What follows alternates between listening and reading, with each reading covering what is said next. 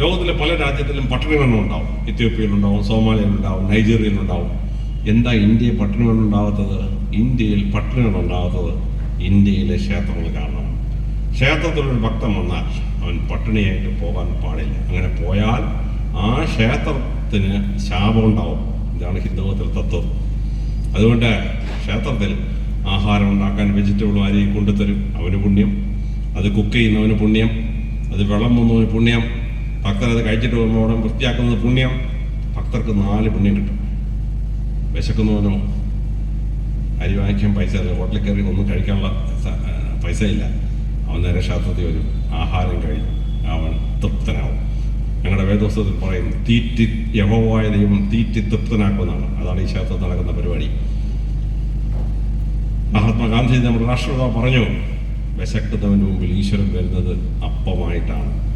അപ്പോൾ ആ ഭക്തന് വിശപ്പ് മാറ്റുന്ന ഈശ്വരൻ രൂപത്തിൽ ക്ഷേത്രത്തിൽ ആഹാരം ഭവിക്കുകയാണ്.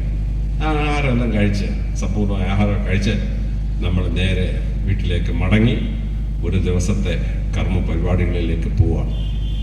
ഇത് വളരെ ശ്രദ്ധേയമായ ഒരു സംഭവമാണ്. ഞങ്ങൾ ക്രിസ്ത്യാനികളും മുസ്ലിങ്ങളും പള്ളിയിൽ പോകും, ഇറങ്ങി എബോട്ടോടടിച്ച് കാറൊക്കെ ഇറങ്ങി പോകും. ഹിന്ദുവിന് പറ്റുമോ? ഹിന്ദുവിന് പറ്റില്ല. ഹിന്ദുവിന് ക്ഷേത്രത്തിൽ പ്രാർത്ഥിച്ചു കഴിഞ്ഞാൽ ദേവനോടും ദേവിയോടും യാത്ര ചോദിക്കണം. എൻ്റെ ഹൃദയത്തെ വളരെ സ്പർശിച്ചൊരു പ്രാർത്ഥനയാണ് നിങ്ങളുടെ ആ പ്രാർത്ഥന.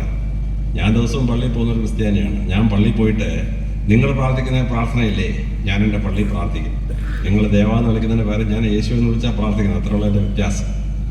ഭക്തൻ ഇതെല്ലാം കഴിഞ്ഞ് ആഹാരമെല്ലാം കഴിച്ച് യാത്രയാവുക. അവൻ തിരിച്ച് ക്ഷേത്രത്തിന് മുമ്പിൽ വരും.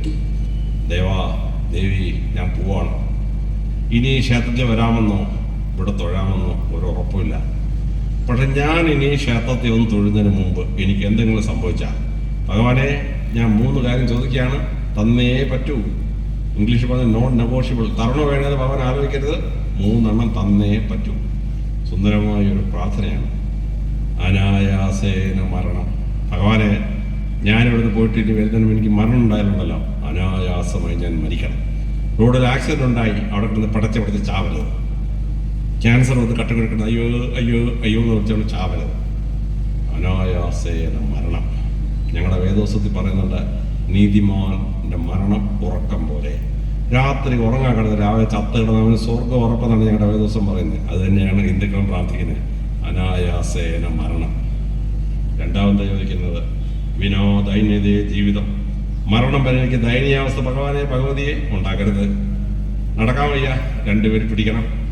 ചോറ് വിളമ്പി തിന്നാൻ വയ്യ, കൊച്ചുമക്കളൊന്നും വിളമ്പി വായിലോട്ട് വെച്ചിരണിക്കളാവില്ല, ഇങ്ങനെ തിന്നോണ്ടിരിക്കുകയാണ്. ഉണ്ടാകരുത്. പിന്നെ ധനപരമായി ആരെ ആശ്രയിക്കാനുണ്ടാകരുത്. മോൻ്റെയോ മരുമോടെയോ ശമ്പളത്തിൽ ജീവിക്കുക. എൻ്റെ അമ്മോ, ഇതുപോലൊരു ഗതികേട് ഈ ഭൂമിയിലില്ല. ഞാൻ പോലീസ് ഉദ്യോഗസ്ഥനായിട്ട് ഒരുപാട് വീടുകളിൽ കണ്ടിട്ടുള്ള. അതുകൊണ്ട് ഹിന്ദുക്കൾ പ്രാർത്ഥിക്കുകയാണ്, വിനാദൈന്യതേ ജീവിതം.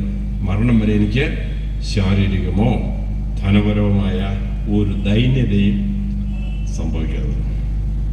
പിന്നെന്താ പ്രാർത്ഥിക്കുന്നത്? ദേഹീമേം കൃപയാം വിഷ്ണു ത്വയി ഭക്തി അചഞ്ചലം.